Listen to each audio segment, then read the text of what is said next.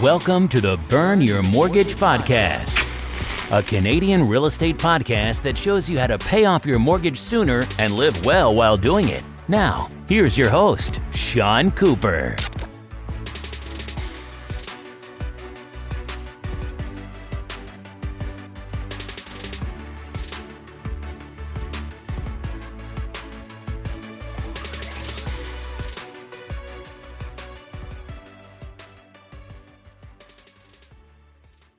Welcome to the Burn Your Mortgage Podcast. I'm Sean Cooper, and it's great to be back for another episode. On today's show, I'll be talking to Erin Bury. Erin is an entrepreneur, speaker, startup advisor, and former technology journalist. She previously spent 6 years as managing director at 88, a Toronto-based creative communications agency. She's a frequent speaker at events across North America and was named one of Marketing Magazine's top 30 under 30 marketers, journalists, and PR pros in August 2012. If that isn't impressive enough, Erin is also co-founder and CEO at Willful, an online estate planning platform that makes it easier for Canadians to prepare for and deal with death in a digital age. Let's face it, life can get busy, and to-do lists can seem never-ending.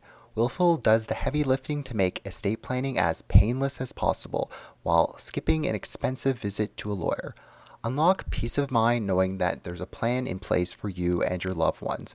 Willful guides you each step of the way, helping you create customized legal documents to protect you and your family. Create a will in less than 20 minutes for as little as $99. Visit burnyourmortgage.ca/willful, that's WILLFUL, to learn more and try Willful out for free. Enter promo code Sean Cooper, that's SEANCOOPER, all in capital letters, for 10% off any plan. I've also included a link and the promo code in the show notes. In my interview with Erin, we discussed what happens when you die without a will, what are some common excuses for not having a will, and why it's important to have a power of attorney for property. Without further ado, here's my interview with Erin Bury. Hi Erin, how are you doing today? I'm good, thanks, Sean. Thanks for having me on the show. Oh, thanks for being here. Wills are such an important topic, and I'm super excited to be chatting with you today about them. Well, not everybody thinks wills are an exciting topic, so I do, and I'm glad that you agree. Well, great. Super excited. Let's get started. People have probably heard the term of a will, but perhaps they don't understand what it truly is. So, Erin, could you tell me what is a will exactly, and perhaps talk about estate planning as well?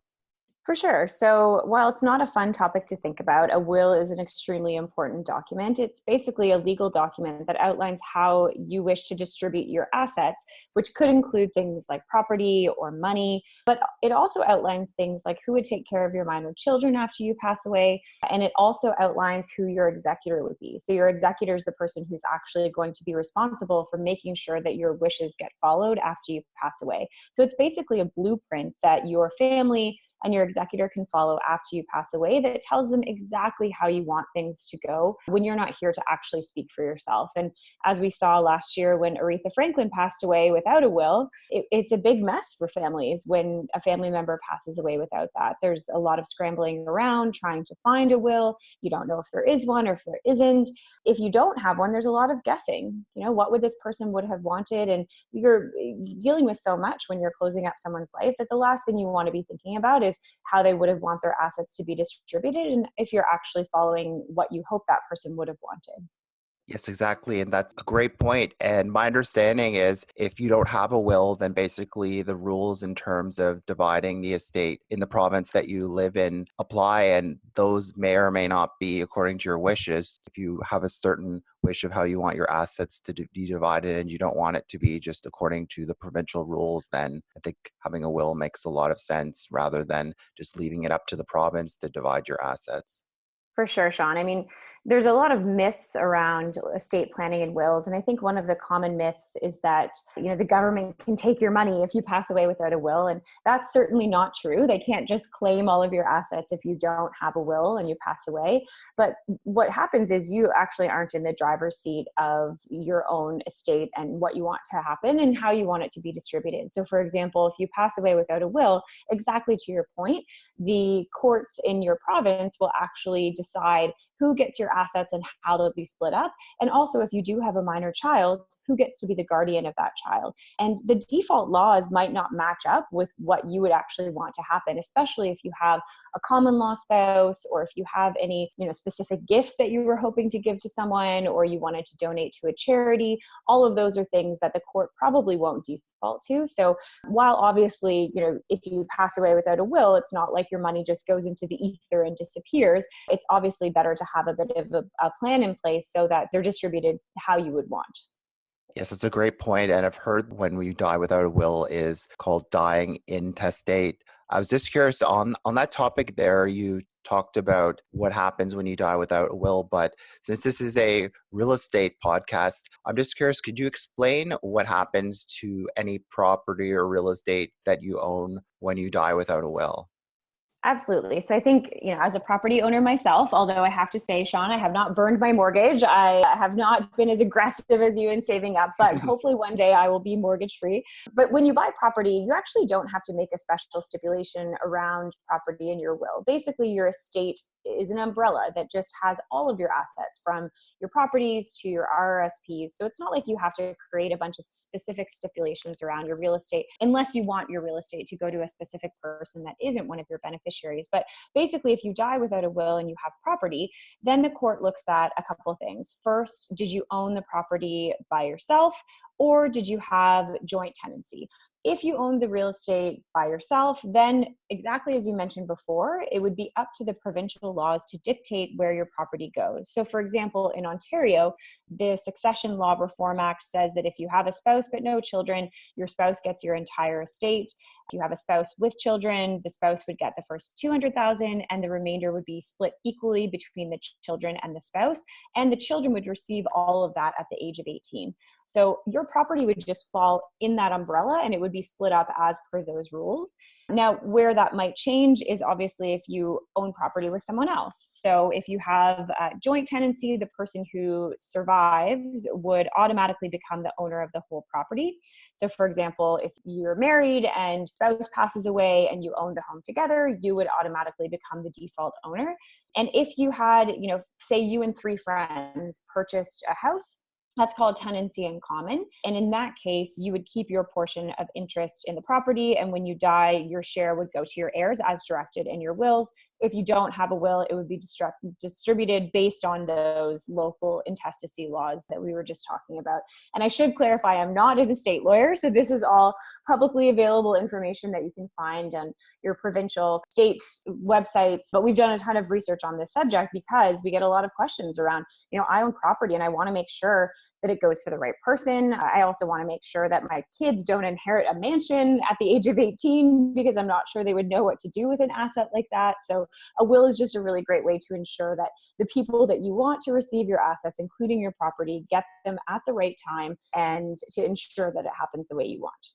That's a great point, Erin, because certainly when it comes to real estate and property, it's most likely the most valuable asset for a lot of Canadians. So you certainly want it to be divided as you truly wished for it to be divided rather than just according to provincial laws. And further to the division of property, with blended families being the new norm, with people getting divorced and then getting remarried and having children from separate marriages and all that. I mean, you may wish to give a piece of the property to them, but if you don't have a will written, then they perhaps could end up with very little or nothing, and it might not be according to your wishes. So certainly I think spending money on a will is money well spent, and it can help keep the family together and not at each other's throat and arguing if the property ends up just being divided according to provincial laws rather than how you really wanted it to be divided.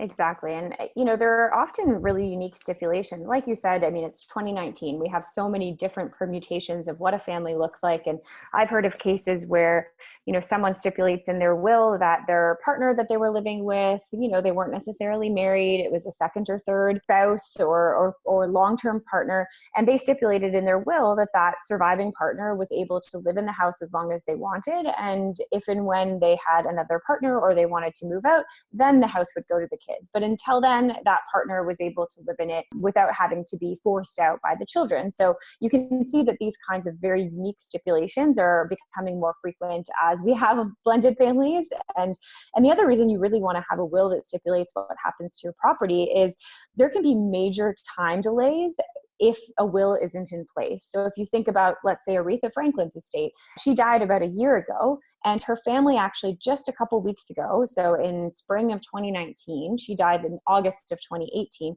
they found handwritten wills in her home that they had not discovered at any point in the last 8 months that have completely thrown her state of affairs into flux. And so if you don't have a will, there's a ton of time that's spent searching for one and trying to figure out if the person had one and where it might have been stored.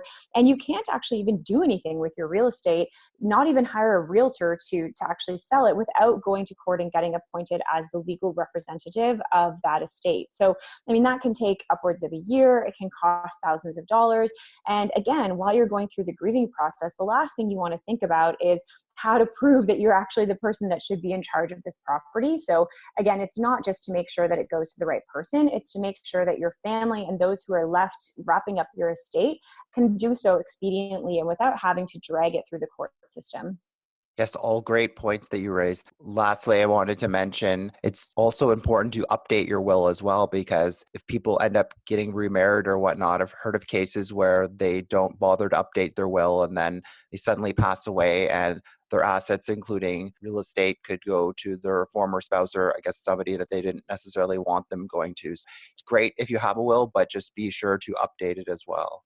That's a great point, Sean. And fun tidbit, at Willful, we run a lot of Facebook and Instagram ads targeted at different audiences because there are certain life events that typically inspire people to create their will for the first time. So buying a property is definitely one of those major life events, having a child, getting married. But our best performing ad segment on Facebook is divorcees, because you can bet that if you get those divorce papers signed, the first thing you're doing is taking that ex-spouse out of your will, because exactly like you described, you do not want to have a case where someone who you definitely don't want to get all of your assets gets handed everything you own.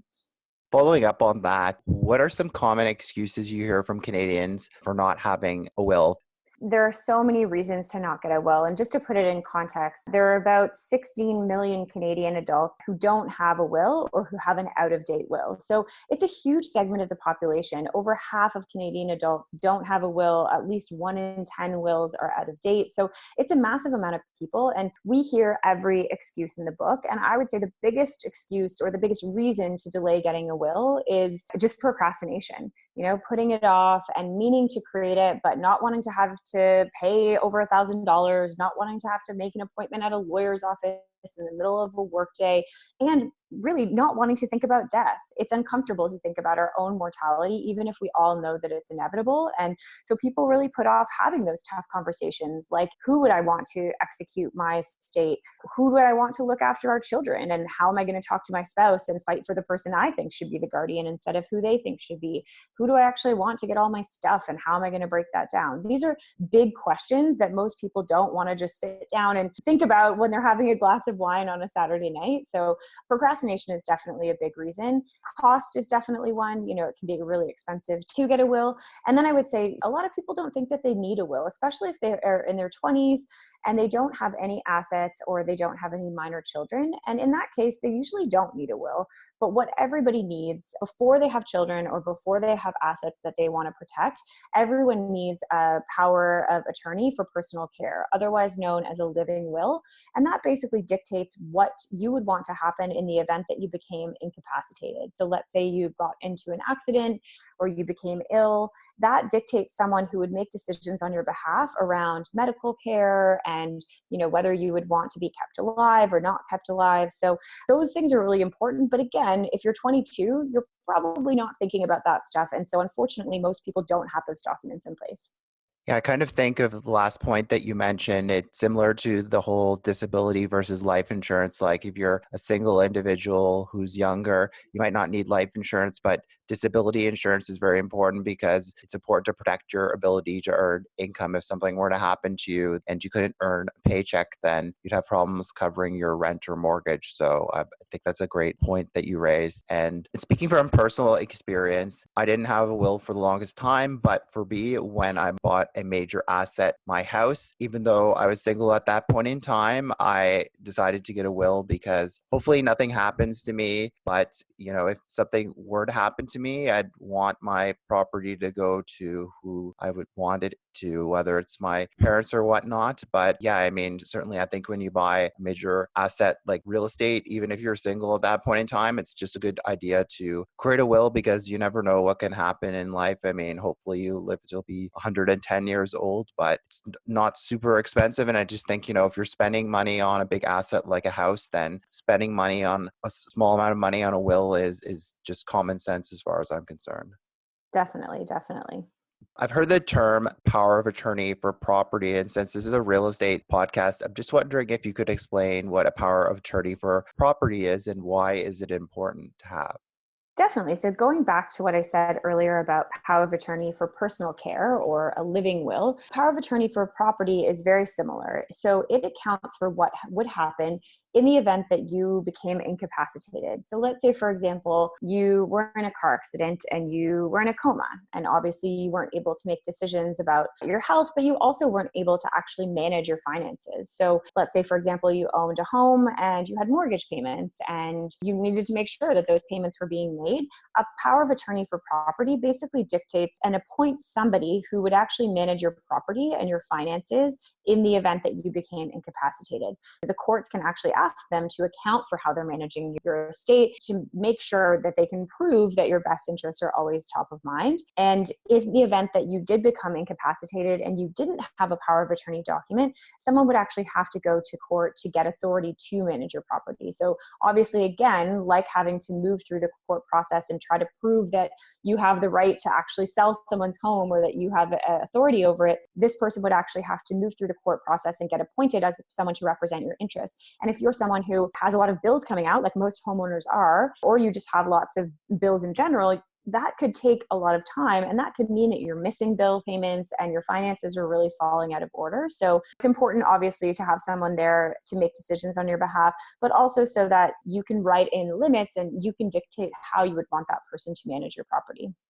It's great points. I mean, imagine without one, then your mortgage could fall into arrears and your credit score could get damaged. So certainly, you want to protect your finances. And I just think it's common sense to have something like a power of attorney for property. I mean, I don't know if you have any statistics on that, Erin, but I would imagine even fewer people probably have power of attorney for property than it comes to wills. Yeah, I don't know any stats offhand, but it's interesting. I mean, there are all of these, again, life events that would drive you to create a will, like buying a property. And we've talked to so many real estate agents and real estate lawyers and mortgage brokers to try to understand, are you already recommending wills and power of attorney for property to your clients? And all of them say, absolutely. Every time we interact with someone who's buying a home, we always stress the importance of having an estate plan in place, of having a power of attorney in place. But they're not able to close the loop with those people. So they might recommend it, but they can't actually control whether that person actually goes out and creates those documents. And again, someone interacting with someone who's just purchasing a house, you're probably excited, you're unpacking and packing. It's a crazy time in your life. So you're not necessarily thinking about estate planning as the number one priority. And so it's obvious why it gets delayed, but there are lots of real estate professionals who are recommending these documents to their clients every day. It's just a matter of those clients actually taking the process into their own hands and ensuring that they close the loop. Yes, exactly. I mean, it's similar to life and disability insurance and even mortgage penalties as well. I mean, those are things that people aren't really thinking about initially when they're buying a property. But certainly, if something happens in your life and you end up having to, for example, break your mortgage or you end up being disabled or whatnot, that's when you really start caring about it. And then you might realize that you don't have sufficient coverage. So certainly, as I say, hindsight's 2020. I mean, while it may be a busy time when you're purchasing a property or whatnot, I definitely think it's important to spend that extra time to make sure that you do have that power of attorney for property, because you might not need it anytime soon, but if you do later on, you'll certainly thank your lucky stars that you do have it. It's kind of like home insurance. I remember a colleague, she was renting an apartment and she didn't have contents insurance and her home was robbed. And it was one of those cases where people at work had a bake sale for her and people donated money to her. And all I kept thinking was, if you had just had contents insurance, you'd just be able to replace everything. And it's such a nominal cost to have home insurance or contents insurance. And why would you risk that knowing that it's not that difficult of a process, especially in 2019 when you can buy insurance online really easily? And I think the same thing about something like a power of attorney.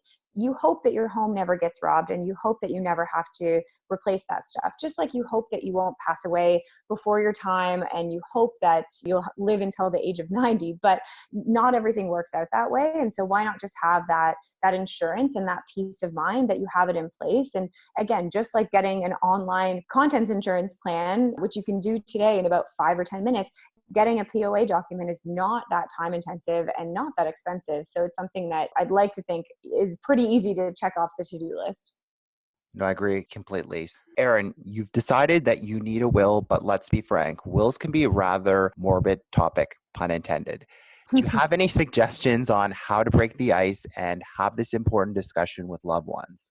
Yeah, I mean, it's definitely, again, it's not the fun Saturday night dinner conversation that's going to get everyone excited. To me, it's like asking the tough questions before, I got married last year, actually, to my co-founder of our company. And nobody wants to have the difficult conversations with a co-founder or with a life partner about things like, how do you want to raise our children? And what happens if one of us falls out of love with the other? And what happens if I want to sell the company before you do?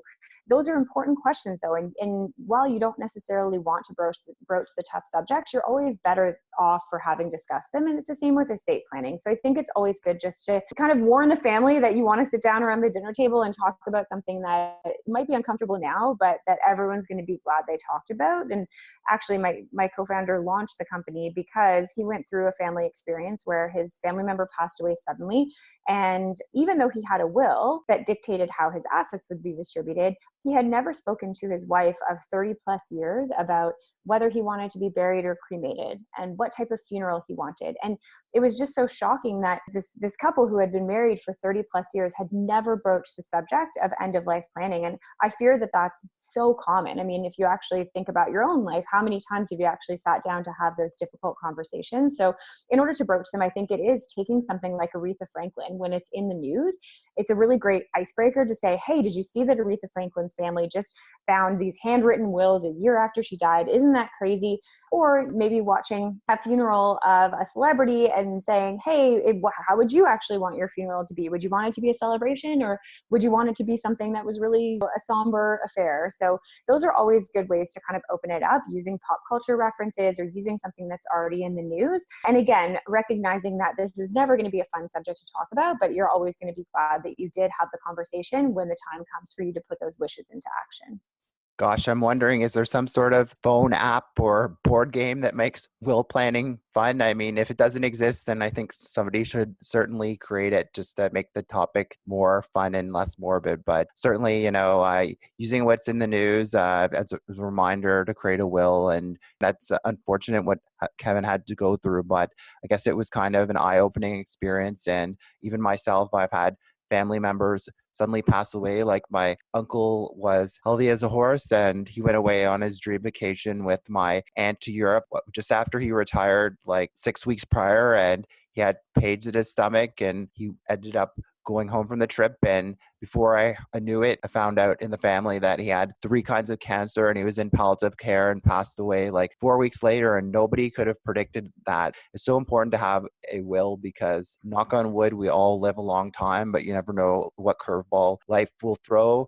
And you could just step outside your house one day and unfortunately get run over by a bus. We really don't know when our number's up. So certainly, we don't have a crystal ball. So I think it's important, if you want to take care of loved ones, whether it's your spouse or your children, just having a will, taking the time to do that and making sure that everyone is taken care of is just such an important step to do. I agree. And I'm sorry to hear about your uncle. That's such an awful situation. And unfortunately, I mean, now we really sound morbid saying you could walk out of your house and get hit by a bus, but you are right. I mean, it kind of reminds me of that movie Final Destination, where anything can happen at any time. And when your number's up, you really can't avoid it. And we all hope that we live to be, 95, but even if we pass away when we're 95, someone's still there wrapping up our life. So unfortunately, it is an inevitability that we're all going to pass on at some point in our life. So whether it's now or whether it's in 70 years, having a will and an estate plan just ensures that the people who are left behind closing up your life have an easier time.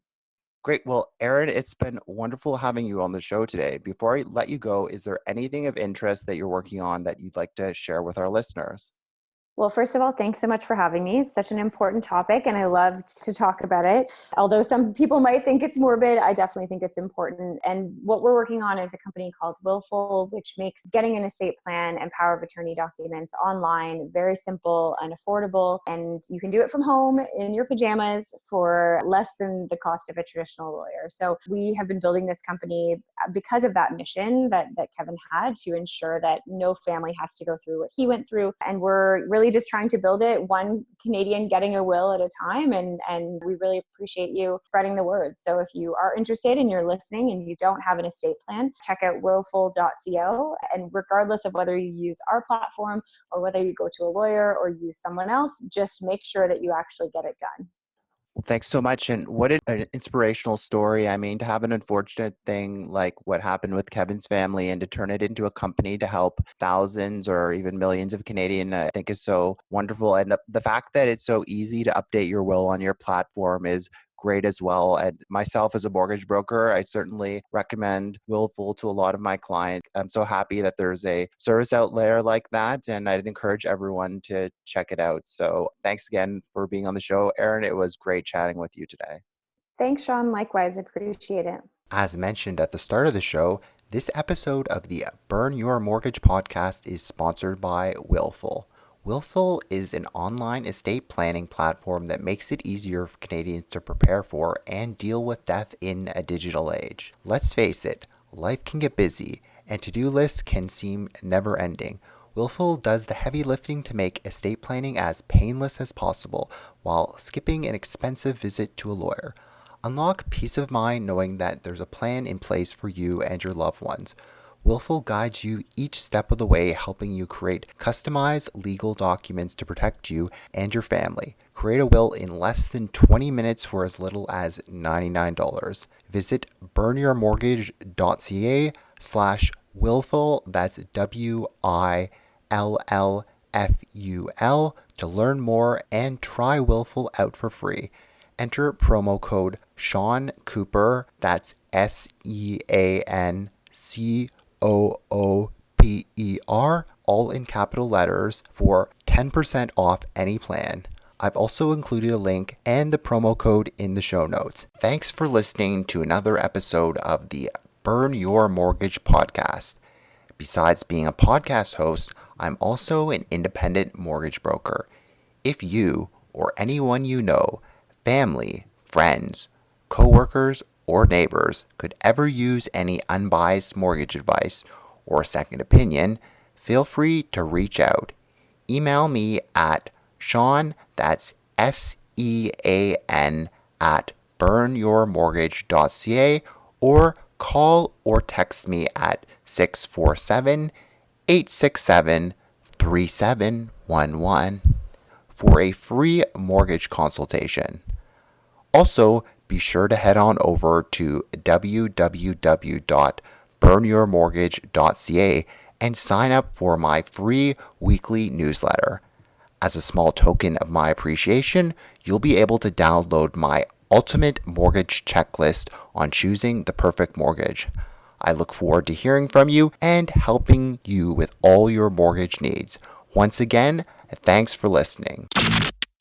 You've been listening to the Burn Your Mortgage podcast. Don't forget to subscribe on iTunes and leave a rating. Until next time, happy mortgage burning.